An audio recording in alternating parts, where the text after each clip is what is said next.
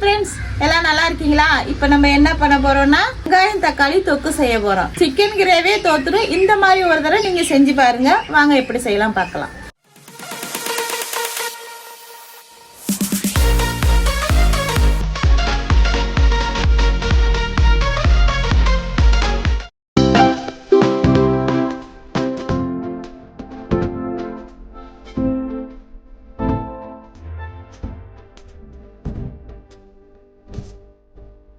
சட்டி வச்சுக்கலாம். எண்ணெய் ஊத்திக்கலாம். எண்ணெய் நல்லா காஞ்சிருச்சு. சோம்பு, பட்டை, பிரியாணி இலை இது 3 சேர்த்துக்க போறோம்.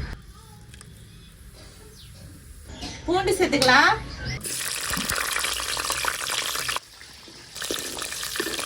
பொடியா நறுக்கிற வெங்காயத்தை சேர்த்துக்கலாம்.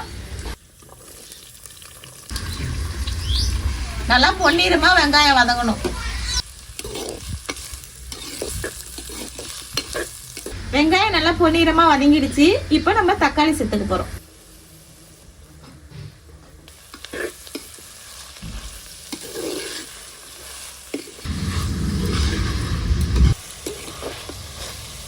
தக்காளி நல்லா வதங்கிடுச்சு. 2 பச்சை மிளகாய் சேர்த்துக்கலாம். கல்லுப்பு சேர்த்துக்கலாம். இப்போ நம்ம மசாலா சேர்க்க போறோம். முதல்ல மஞ்சள் தூள் சேர்த்துக்கலாம்.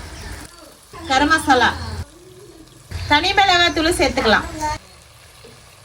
பாதி லெமன் புழிஞ்சு விட்டுக்கலாம். அதிகமாக எதுவும் மசாலாலாம் சேர்க்காதீங்க. இதுவே டேஸ்ட் சூப்பராக இருக்கும். அதுவும் மண் சட்டியில் வச்சா டேஸ்ட் வேற லெவலாக இருக்கும். நம்ம வீட்டு கொல்லையில் உள்ள கருவேப்பிலை செடி 2 கொட்டை எடுத்துக்கிறோம். வெங்காயம் தக்காளி தொக்கு சூப்பராக ரெடி ஆயிடுச்சு. இதே கருவேப்பிலை தூவி இறக்கிக்க வேண்டியதான்.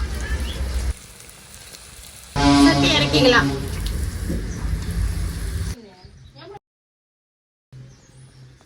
சுட சுட சோறு போட்டு இந்த வெங்காயம் தக்காளி தொக்கு அது மேல வச்சு சாப்பிட்டு பார்த்து எப்படி இருக்குன்னு சொல்றேன்.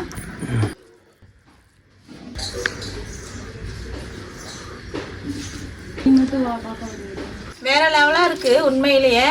நீங்களும் இந்த மாதிரி செஞ்சு பார்த்து கமெண்ட்ல எப்படி இருக்குன்னு சொல்லுங்க.